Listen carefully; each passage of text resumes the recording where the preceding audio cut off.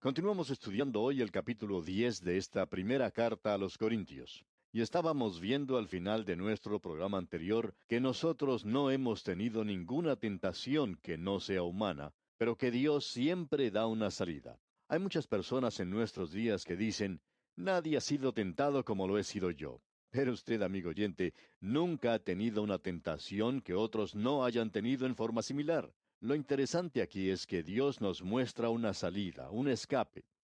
Necesitamos reconocer que Dios siempre hace un camino por el cual podemos salir. Y a veces esa forma de escapar es un buen par de piernas, como mencionamos en nuestro programa anterior, para que le podamos mostrar los talones al diablo. Es decir, que uno debe correr tan rápido como pueda para huir de la tentación. Creemos que muchas de las razones por las cuales muchas personas pecan y caen es porque cuando llegan ante la tentación se quedan allí parados contemplándola y no huyen, no escapan. Otra de las razones es porque no avanzan mucho como creyentes, no continúan con Dios, tampoco en la voluntad de Dios, y por eso caen. Y ahora continúa el apóstol Pablo diciéndonos aquí en los versículos 14 y 15 de este capítulo 10 de su primera epístola a los Corintios: Por tanto, amados míos, huid de la idolatría. Como a sensatos os hablo, juzgad vosotros lo que digo. Idolatría era una de las cosas aquí. Quizá en el día de hoy no sea una tentación aparte de que la codicia llegue a ser idolatría, y de eso tenemos mucho en estos días. Luego leemos en el versículo 16: La copa de bendición que bendecimos, ¿no es la comunión de la sangre de Cristo? ¿El pan que partimos no es la comunión del cuerpo de Cristo? Él ha entrado ahora al área de la mesa del Señor, y dice entonces en los versículos 17 al 19: Siendo uno solo el pan, nosotros, con ser muchos, somos un cuerpo, pues todos participamos de aquel mismo pan. Mirad a Israel según la carne. Los que comen de los sacrificios, ¿no son partícipes del altar? ¿Qué digo, pues? ¿Que el ídolo es algo? ¿O que sea algo lo que se sacrifica a los ídolos? El argumento que Pablo utiliza aquí es bastante lógico. Él dice que un ídolo no es nada. Por tanto, si usted le ofrece algo a un ídolo que no es nada, entonces eso no tiene ningún efecto sobre la carne. Pero él continúa hablando de la libertad cristiana en el versículo 20, donde dice: Antes digo que lo que los gentiles sacrifican, a los demonios lo sacrifican, y no a Dios. Y no quiero que vosotros os hagáis partícipes con los demonios. Ahora, detrás de ese sacrificio y de ese ídolo se encontraba la demonología, y Pablo reconoce eso. Él dice en el versículo 21: No podéis beber la copa del Señor y la copa de los demonios. No podéis participar de la mesa del Señor y de la mesa de los demonios. Es decir, el comer las cosas sacrificadas a los ídolos para algunas personas no sería simplemente eso, y uno necesita reconocerlo. Y dice entonces en el versículo 22 de este capítulo 10 de la primera epístola a los Corintios: ¿O provocaremos a celos al Señor? ¿Somos más fuertes que Él? Luego Pablo regresa a lo que dijo en el mismo comienzo de esta sección en la que trata de la libertad cristiana. Él habla aquí de que todo me es lícito, pero no todo conviene. Todo me es lícito, pero no todo edifica. Ahora Pablo dice: Yo tengo la libertad de hacer estas cosas que son dudosas. Y Pablo continúa: Si yo quisiera ir a las carreras, lo haría. Es decir, a las carreras que en aquel día se llevaban a cabo en los estadios olímpicos. Creemos que Pablo asistía a esos eventos porque él utiliza gran número de ilustraciones que son tomadas de los eventos atléticos que se llevaban a efecto en los grandes coliseos y estadios de esos días.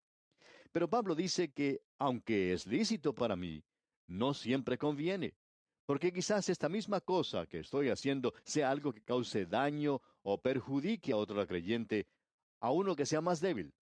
Pablo dice: todo me es lícito, pero no todo edifica. Es decir, no me edifica en la fe. Un joven predicador preguntó a otro más experimentado sobre este tema y le dijo lo siguiente: ¿Cree usted que un predicador debe ir, por ejemplo, a ver un juego de pelota? Ahora, él sabía que el predicador más anciano no asistía a esos juegos. La respuesta que el joven recibió fue la siguiente: A mí no me atrae ir a ver un encuentro de béisbol. Me gusta jugarlo porque siempre me gustó participar en eventos atléticos, pero nunca me ha gustado ser un espectador. No me gusta ir a ver a alguien que juegue fútbol o béisbol, especialmente si los jugadores reciben un salario para hacerlo. Siempre me gustó jugar para divertirme.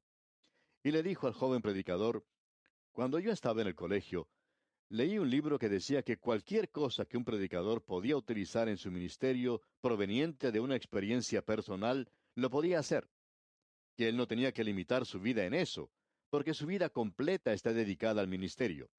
Por tanto, ese libro decía que todo debería ser útil para esa tarea. En otras palabras, el ministro debe presentar toda su vida en el púlpito y no tener una parte escondida. Tiene que estar listo a usar todo eso.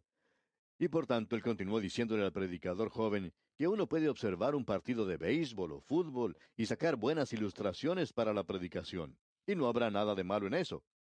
Pero quizá eso no sea edificante. Es decir, la influencia que eso puede tener sobre otra persona quizá no sea edificante. Y ahora entonces Pablo dice en el versículo 24, ninguno busque su propio bien sino el del otro. Por tanto, la vida del creyente tiene que ser dirigida no principalmente por la libertad, aunque sí la tenemos, porque el creyente tiene una libertad tremenda en Cristo. Él no está controlado por cosas legales, no ve su libertad limitada por reglas estrictas, sino que lo único que lo limita es el amor. Es lo que uno quiere hacer para influenciar en los demás. Y ese es el pensamiento que presenta Pablo. Usted puede notar en el segundo capítulo de su carta a los Filipenses que Pablo dice que todo lo debemos hacer con la otra persona en mente. Haya pues en vosotros este sentir que hubo también en Cristo Jesús, dice él. Ahora, la base de todo esto la encontramos en los siguientes versículos de este capítulo 10 de la primera epístola a los Corintios. En los versículos 25 y 26 leemos, de todo lo que se vende en la carnicería, comed sin preguntar nada por motivos de conciencia, porque del Señor es la tierra y su plenitud. Por tanto, amigo oyente, nosotros podemos disfrutar de las cosas de este mundo. Ahora, cuando digo mundo me estoy refiriendo a la creación, a las bellezas que encontramos, lo que este mundo, esta creación produce. Y todo eso es algo para que los creyentes lo disfruten. El Señor lo ha provisto. Pero ahora él dice que cuando uno va a comer a la casa de otra persona, no pregunte de dónde vino esa carne. Uno puede decir, esta carne es muy rica, hermano. ¿Dónde la consiguió? Mi carnicero nunca vende carne como esta al público. Y él le puede decir que la compró en el templo. De modo que lo mejor es no preguntar. Y Pablo está usando aquí una ilustración muy práctica. Escuche lo que dice en el versículo 27. Si algún incrédulo os invita, y queréis ir, de todo lo que se os ponga delante comed sin preguntar nada por motivos de conciencia. Eso es lo que tiene importancia, amigo oyente. Luego en el versículo 28 él dice, mas si alguien os dijere, esto fue sacrificado a los ídolos, no lo comáis por causa de aquel que lo declaró y por motivos de conciencia, porque del Señor es la tierra y su plenitud.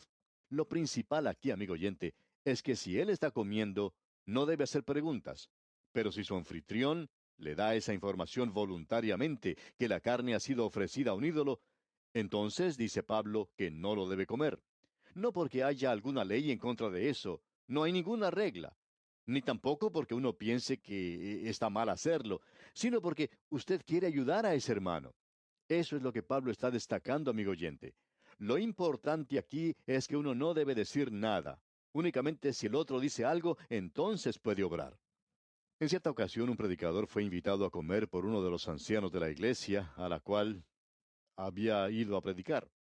Ahora, en esa región donde vivía este anciano, tienen una cierta frutilla de la cual sacan una clase de vino. No es una uva precisamente, pero es algo parecido. Crece en lugares parecidos a un parral, pero en forma individual. La gente del lugar hace vino con ella. Pues bien, este hermano fue a comer con el anciano, y en la casa se le sirvió un vaso que contenía ese líquido. Ahora el predicador no sabía lo que era, pero lo probó. Entonces se dio cuenta que era algo que contenía alcohol, y él no quería parecer como una persona demasiado piadosa, un santurrón, porque este predicador no es esa clase de persona. Sin embargo, él puso su vaso sobre la mesa sin beberlo. El anciano le preguntó entonces qué era lo que ocurría si no le gustaba ese líquido, a lo cual él respondió, yo creo que es delicioso, pero noté que aparentemente es vino y siento que no debo beberlo como creyente. Eso creó un momento un poco tenso, pero él pudo comunicar lo que quería.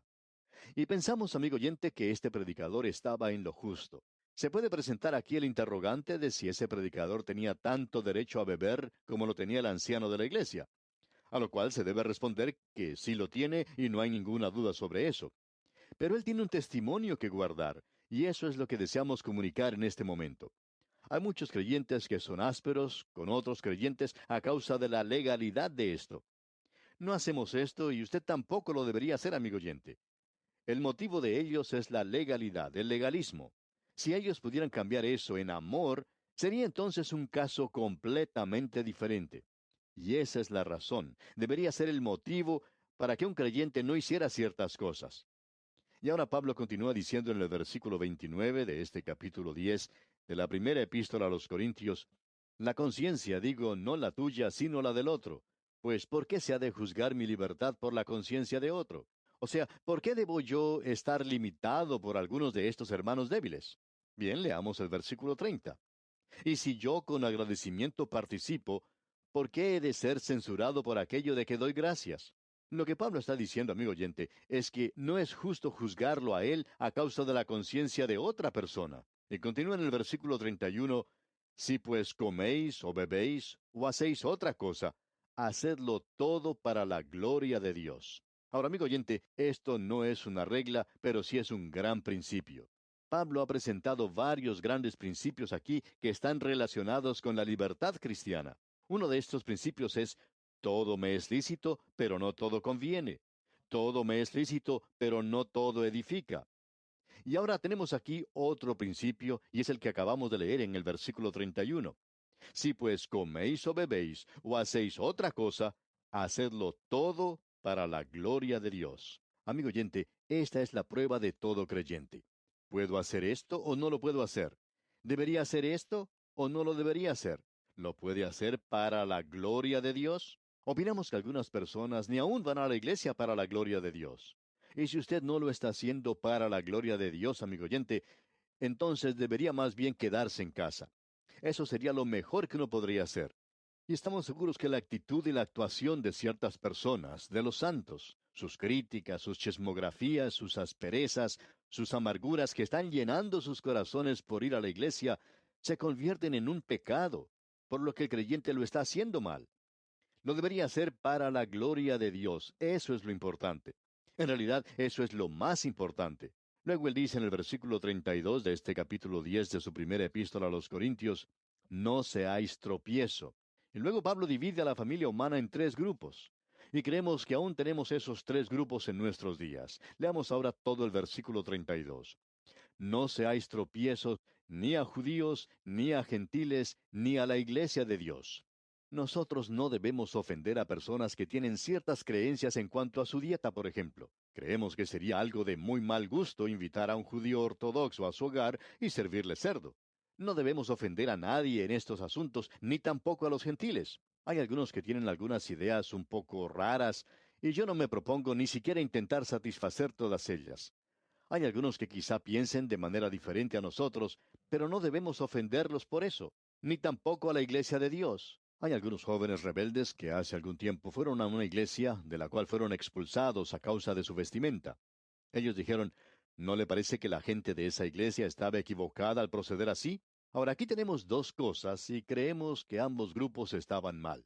Los de la iglesia estaban mal al criticar a esos jóvenes que no debían haber dicho eso especialmente ante otras personas. Creemos que en ese caso estaban equivocados. También habían procedido mal los jóvenes al ir vestidos de la manera en que lo hicieron. Ellos eran creyentes, tenían sus Biblias, pero estaban ofendiendo a los demás de la iglesia. Y se nos dice en el día de hoy que no debemos ofender a nadie en estos asuntos, ni a los judíos, ni a los gentiles, y tampoco a la iglesia de Dios. Esas son las tres grandes divisiones de la familia humana en el día de hoy. Y uno de estos días la iglesia de Dios va a dejar esta tierra. Entonces quedarán solamente los judíos y los gentiles en este mundo. Y luego Dios tiene un programa tremendo que se desarrollará en esa oportunidad. Ahora Pablo dice aquí en el versículo 33 de este capítulo 10 de su primera epístola a los Corintios, como también yo en todas las cosas agrado a todos, no procurando mi propio beneficio, sino el de muchos, para que sean salvos. Lo que hacemos, primeramente, lo hacemos para la gloria de Dios. Él dijo, si pues coméis o bebéis o hacéis otra cosa, hacedlo todo para la gloria de Dios. Y creemos que un creyente, por ejemplo, una ama de casa, puede lavar los tratos y limpiar los pisos. Un hombre puede trabajar en el campo, cortar el césped. Cualquier cosa que usted haga, lo puede hacer para la gloria de Dios. No interesa lo que sea. Si usted no lo puede hacer para la gloria de Dios, amigo oyente, entonces mejor es que no lo haga. Y debemos recordar que todo esto es para que aquellos que están perdidos puedan ser salvos. Es más importante, amigo oyente, las impresiones que nosotros dejamos en el mundo que las cosas impresas que podemos entregar. Eso fue algo parecido a lo que dijo una persona a un hombre que estaba repartiendo folletos. Este hombre los estaba entregando a toda la gente que pasaba, pero una persona le preguntó, ¿qué es eso? A lo cual respondió, un folleto impreso. La persona le contestó, bueno, yo no sé leer, pero ¿sabe una cosa? Yo voy a ver qué clase de impresión hace usted. Y amigo oyente, eso hace una impresión mucho mejor. Uno puede ser leído mucho mejor por esas personas que los folletos que está entregando. Y por favor, no nos entienda mal. No estamos diciendo aquí que no hay que repartir folletos. No, señor, de ninguna manera. Pero sí estamos diciendo que es muy importante que dejemos la impresión correcta. Bien, llegamos así al final del capítulo 10 de esta primera epístola a los Corintios. Llegamos ahora al capítulo 11. Y el primer versículo de este capítulo pertenece en realidad al anterior y que dice, sed imitadores de mí, así como yo de Cristo. Y eso es algo que muy pocos de nosotros nos arriesgamos a decir, ¿verdad? Yo no quisiera ponerme aquí a juzgarle a usted, pero es algo que no me arriesgo a decir personalmente. Yo quiero que usted sea un seguidor de Pablo, un seguidor del Señor Jesucristo. Pero no ponga usted sus ojos en mí, amigo oyente. Pero esa es una declaración tremenda. Y llegamos ahora a otra división. Y esta división está relacionada con la forma en que deben vestirse las mujeres. Esta es otra de las cosas que los creyentes de Corinto le habían preguntado a Pablo. Notemos lo que él dice entonces en el versículo 2 de este capítulo 11 de su primera epístola a los Corintios. Os alabo, hermanos, porque en todo os acordáis de mí y retenéis las instrucciones tal como os las entregué. Pablo dice, los alabo, hermanos, hasta este punto. Los alabo porque se acuerdan de mí en todas estas cosas. Ellos recordaban a Pablo en sus oraciones y en sus ofrendas. Y ahora Pablo señala otro gran principio y nos dice entonces en el versículo 3, pero quiero que sepáis que Cristo es la cabeza de todo varón, y el varón es la cabeza de la mujer, y Dios la cabeza de Cristo. Sabemos que hay aquellos en el día de hoy que enfatizan la declaración del medio. El varón es la cabeza de la mujer. Pero cuando usted pone todas estas declaraciones juntas, no va a quedar con el mismo punto de vista que algunos tienen. Ahora Pablo señala este gran principio. Esta es la autoridad en beneficio del orden para eliminar la confusión. Un pastor que estaba confrontando algunos problemas en su iglesia dijo hace varios años que él tenía demasiados jefes y no suficientes trabajadores. Cada uno quería ser un líder, cada uno quería dar órdenes. Y dijo, hoy en día tenemos en la iglesia instrucciones para ser más líderes y quiero saber dónde se encuentra eso en la Biblia. Tenemos ciertas organizaciones que existen, según ellos, para instruir a los jóvenes a que sean líderes, para que sepan hablar. Pablo dice que estudiemos para tener tranquilidad. Y en realidad, amigo oyente, quisiéramos ver que no se pusiera tanto énfasis en cosas como esas, sino que se le diera más importancia a la Biblia, y darle énfasis a estas cosas que la misma Biblia les da. Necesitamos hoy a personas que actúen y que vivan como creyentes. Eso es lo importante. En este versículo 3 que hemos leído, la palabra que más se destaca es la palabra cabeza. Dice, porque quiero que sepáis que Cristo es la cabeza de todo varón, y el varón es la cabeza de la mujer, y Dios la cabeza de Cristo. Bien, la cabeza es la que da las órdenes.